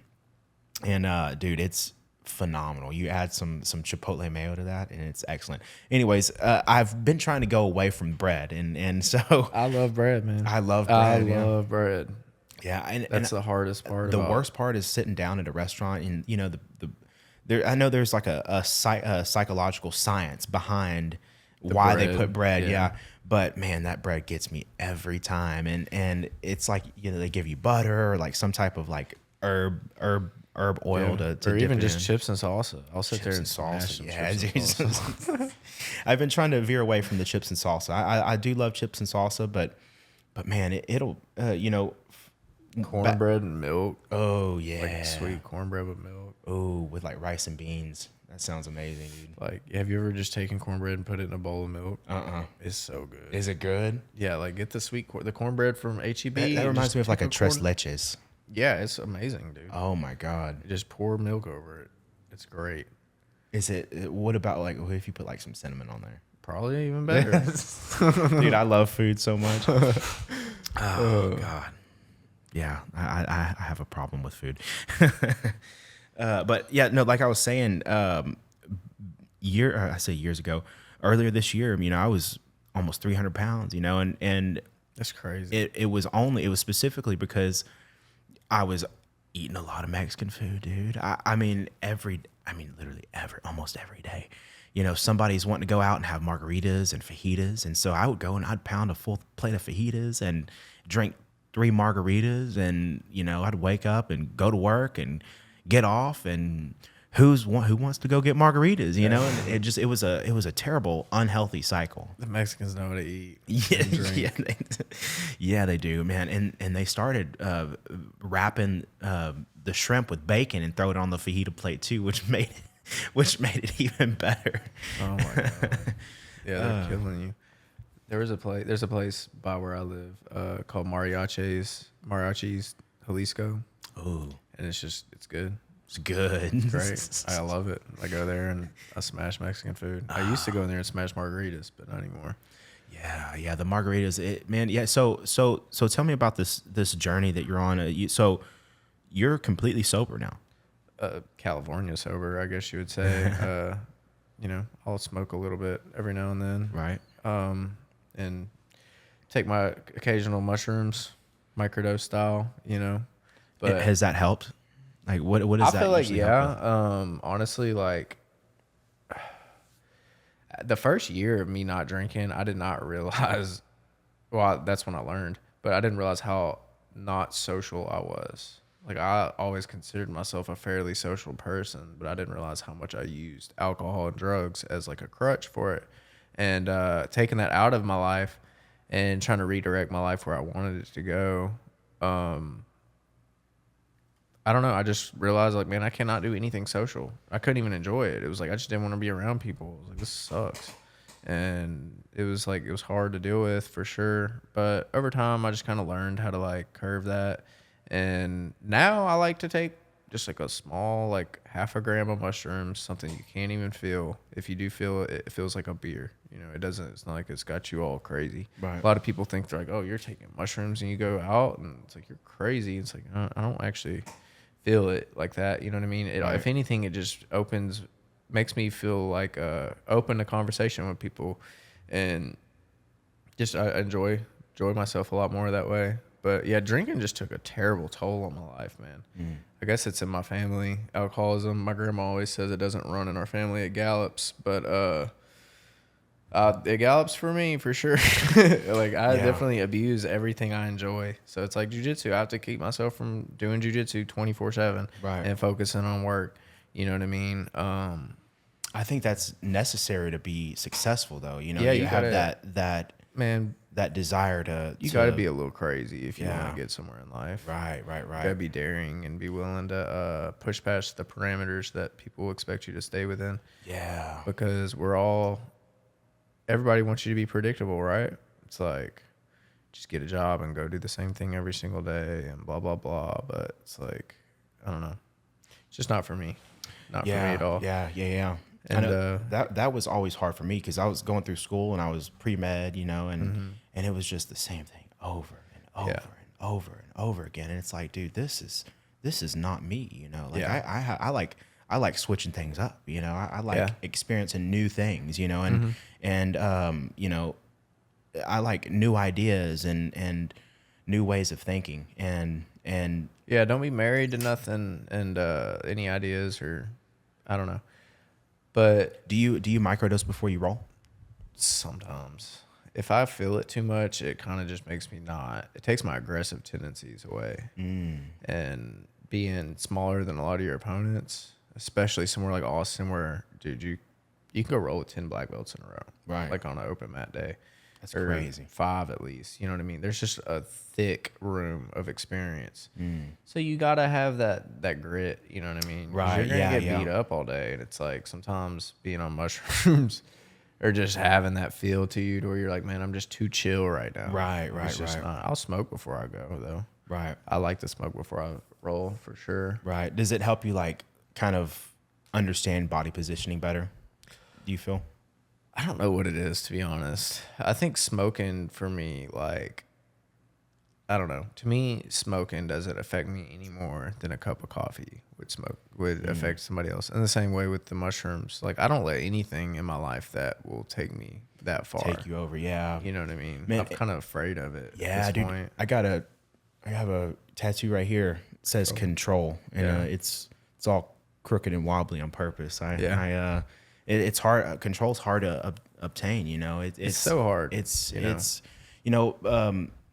I think, you know, years ago and even right out of high school, getting in college, and dude, I fell into like a party scene myself, and man, I would go out, and it wasn't abnormal for me to completely black out and lose control, you know, and Yeah. I used to and- embrace it. So yeah, much. yeah, I'd wake up and be like, what the fuck happened? last Yeah, it's night, just you like, know? haha, blah, blah, blah. Like now, dude, if I was to be like, man, I don't know how I got home last night. If I woke up feeling like that now, I would be like tripping. I'd be like, Yeah, what? dude, it's happened to me probably once in the past year, and I woke up due to severe anxiety. I was like, oh my God, like I'm worried about what I said to people. Like, how did I carry myself? Did I say anything embarrassing, or was I aggressive, or, you know, cause I'll drink and I've in the past, I've, when I get to that over limit, that like loss of control, dude, I'll grab somebody, you know, like, and it's not smart. It's completely stupid and completely absolutely. loss of control. But it's like allowing the alcohol to take control over your mind and your body. Like, it's scary, you know? Yeah. Well, it's usually, I guess, I don't know. It's like a result of something deeper in your life, maybe. Not for you. I'm just saying people in general. Maybe, yeah. I don't know. For me, it was like my mom got cancer when I was like 15, and she ended up passing when I was 21. So that's when I really went south, was when I was like Damn, 15. I'm sorry, I didn't know about that. No, that's all right. It's life. But Yeah, so I mean that really contributed to me just kind of wanting to shut the rest of the world out, or just wanting to black out all the time, Right. and like embracing this fun life instead of just being like, hey man, I don't know. I guess I just didn't have the right appreciation for things yet. I've definitely, people tell you as you're growing up, like, hey, don't spend all your time partying. Hey, you need to do this. You need to appreciate this. You need to do that.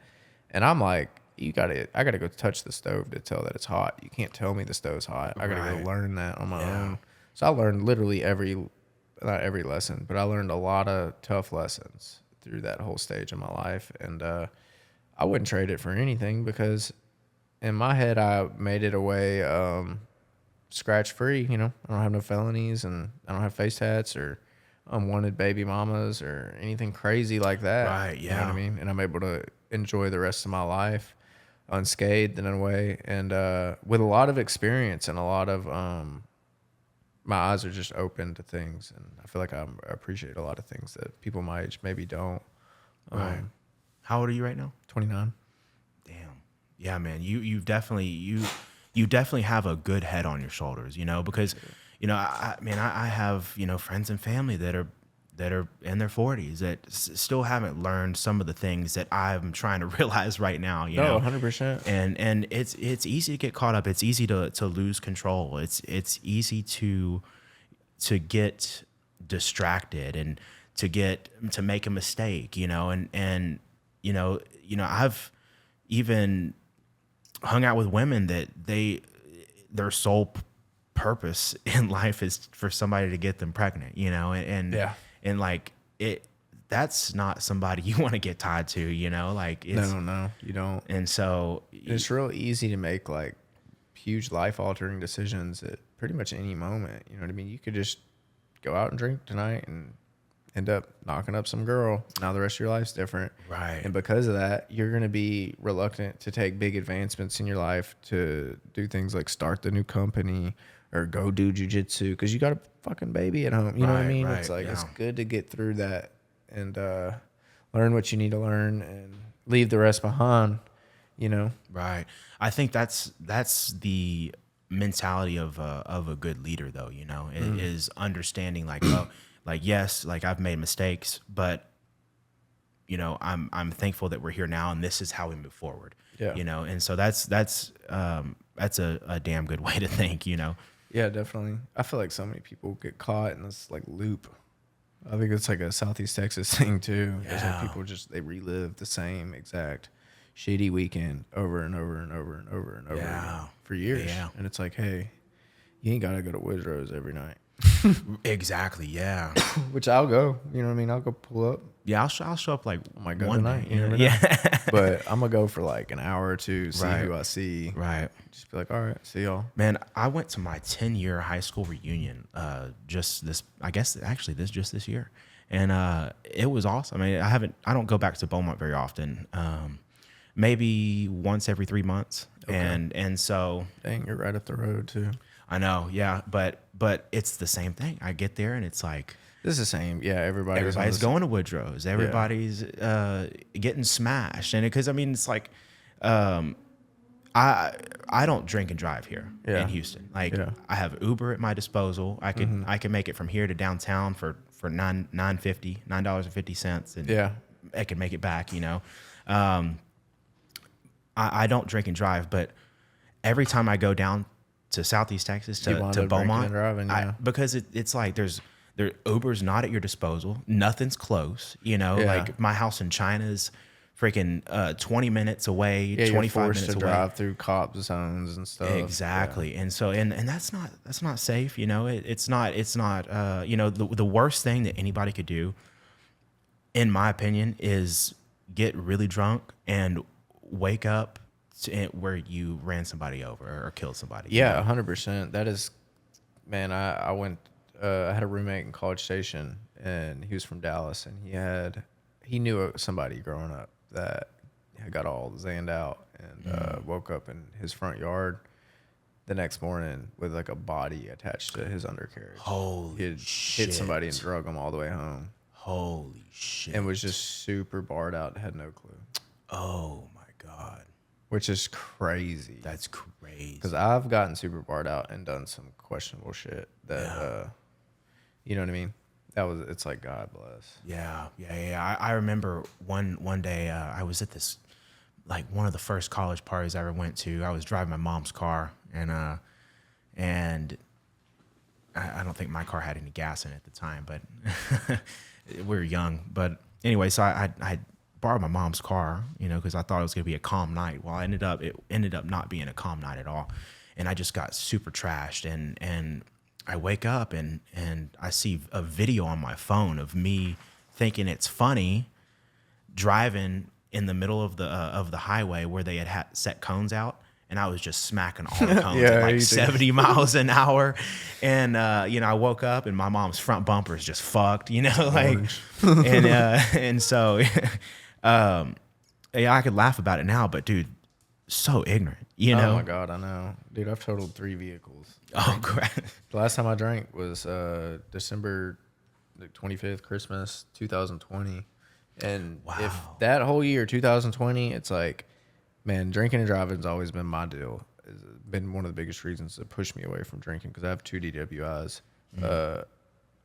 But I kind of like, as I kept becoming more and more of an alcoholic, like, you talk to old dudes and they're like, hey, man, if you can just stay at home and just stick to beer, you'll be okay as an alcoholic through life. Like, just don't drive and don't get off on that liquor and it won't kill you. You know what I mean? You just drink beer and you'll get a beer gut and that's it. So it's like, that's what I did. So if there's 365 days in 2020, I don't know, a good bit of them were spent on my porch drinking beer. And it made me miserable. It was like death by a million cuts. But all it took was coming home one weekend. And then it's Christmas night. We're all at Reds taking shots. Oh, shit. You know what I mean? And This was in Beaumont? Yeah, I left. Damn. Just totaled a vehicle right in front of, where is it that they play football at Beaumont United, that whole stadium? Right, yeah. Right on the feeder road there. I started driving towards Houston because my hotel was right across from where Tinseltown is, right there next to Main Event, that Avid hotel. I was staying there, and I was leaving Red, so I guess I came down 90, hit I-10, and I just ended up way down, multiple exits past, and I hit a U-turn and came back, and was just driving terrible. I was blackout drunk. Yeah. Ended up wrecking, and cops picked me up, and they didn't take me to jail. Holy shit. Yeah. I just told them someone ran me off the road. I had beer all in the truck. Like, I was hammered, Yeah, damn. And just kind of begged them. And I already had 2 DWIs. The third one's a felony. And it's like everything I've been saying about get out of that part of your life with no felonies. And I've always thought about it like that. And I felt like I was out of that part of my life, but here I am still committing felonies. Right. And I'm like, man, dude. The next day, I was just like, dude, this is it. I was really like in a dark place. Yeah. You know what I mean? It was go one way or the other. And I Yeah. had to choose the other. And I did. And, it's weird. Luckily, like a month into my sobriety, I was really like, I was confident, gung-ho about it, but I was still in the back of my head like, man, I've failed at this before. You know what I mean? I've broken this promise with myself, And, but to me, I was like spending every evening making jerky, and I was making good money off of it at the job. So I was like, I have a reason not to go do that, and blah, blah, blah. But I met a dude, Bucky Welty, from Beaumont, which we have a million mutual friends, but never connected in Beaumont. But he pops up on my job site in Austin at this Apple campus we were building. Capstone is the job. And that dude Domingo calls me, and he's like, hey, this guy Buck Welty? Big dude from Beaumont. He's a welder. And I'm like, yeah, I know who that is, but I don't know him like that. It's like, cool. He's on our crew now. I'm like, well, that's crazy. So I get there, and we meet. End up becoming real good friends. And he had maybe 2 years of sobriety at the time. And dude, he big brothered me in a way. Like, if you ask him, he'd be like, I didn't do that. But in my head, I had a perfect example of who I could be if I just stuck to the path. I feel like God put him there. You know what I mean? And that's what I did. I just stayed to it. I felt like this accountability of man, if I fuck up, he's going to look at me like this, and then I'm just going to blah, blah, blah. And I stuck it out. And then after a year, his brother Cody was like, come to jiu-jitsu. Because after a year, I was still working commercial construction. I was just doing side work. My life felt stagnant. And Bucky would always tell me, he's like, man, don't be out here being sober for nothing. It's like, make it count. You know what I mean? Don't be just a sober loser, you know? Yeah. And I felt like that in commercial construction, because it's like, man, you are who you surround yourself with, right? It's like, if I spend 8 hours of my day, 10 hours of my day working with some dude who fucking hates his wife and goes home and drinks a case of beer every day, and then the next guy I work with is an ex-con and the same shit, you know what I'm saying? And the next guy's an illegal Mexican that the same shit, you know what I'm saying? And it's like over and over again, and it's like, man, I'm like polluted. And I had these like, in my head, I wanted to do more, you know what I mean? I just felt like I was like stagnant at the time, and Cody was like, man, go to jiu-jitsu. I was like, you know what? All right. So I went and like immediately fell in love with it. And then like probably like a week into it, I was like, dude, how do I do this all the time? Like, how do I have the freedom to do whatever I want in life? I was like, I love this. I love life. You know what I mean? Right. And I realized that my job was like holding you back in a way. Yeah. I was like, I wasn't making that much money. I mean, I made good money. I made like 30 an hour. A lot of people would be like, that's great. You know, but for me, I was just like, man, fuck this. You know, it's expensive to live in Austin. Right. So like I was only getting 40-hour work weeks. It wasn't like I was getting all this OT like a lot of people get. So it was like I really wasn't making it like that. I mean, that's only like $40K a year. Right. And just wasn't cutting it. And I was doing all my side work. The jerky was kind of on and off at the time. It was just always a side hustle, really. So I don't know, man. The wind blew against me one day and and I was just like, I quit. Wow. I had like $900 to my name. I started my company. But I had like accumulated like tools and stuff like that. So I had like a little bit of work, but I had no goals, no scope. Because really the welding company, when I started, it was just like, hey, I'm just Johnny on the spot welder, whatever you need. Trailer needs to be fixed. Cool, I'll come do it. Your fence needs to be fixed, whatever, blah, blah, blah. As I started doing it, I realized that like most of my bread and butter money was coming off of like fences, gates, things of that nature. And, growing up, my mom like had such a keen eye for like gardening and just outdoor landscape, just design in general, interior as well, but exterior was like a big thing. We like dug koi ponds in like 2 of our houses in Pinewood. Yeah, I lived in 2 different houses in Pinewood. Both had a koi pond. Wow. Just stuff like that. You know what I mean? She had gardens and everything, and it like growing up around it, I felt like I have a keen eye for it. And through the welding deal, I was like, man, I don't want to just be like out here just welding. Like I wanted to be like more doing general construction, I guess.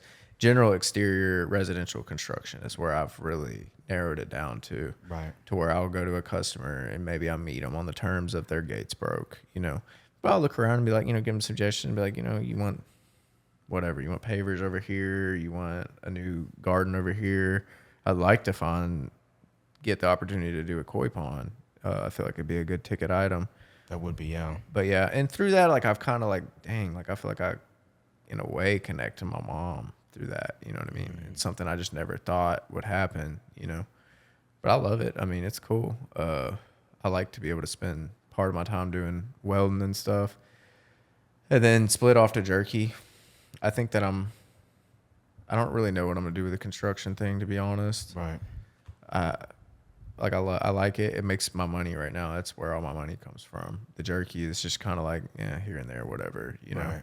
I think the jerky could be something though here in the next couple years. I think it will. Yeah, 100%. I mean, it's a good product, you know. Yeah. And you look at like what makes something like that even possible.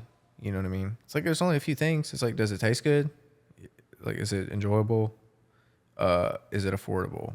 Like, you're not raping somebody on the price, and they actually like to eat it. You know what I mean? And then, is it convenient? Is it there in stores for them to buy it? You know what I mean? Is it a pain in the ass for them to get their hands on it? Right now, I'm making it a pain in the ass because you got to DM me, but we're fixing that.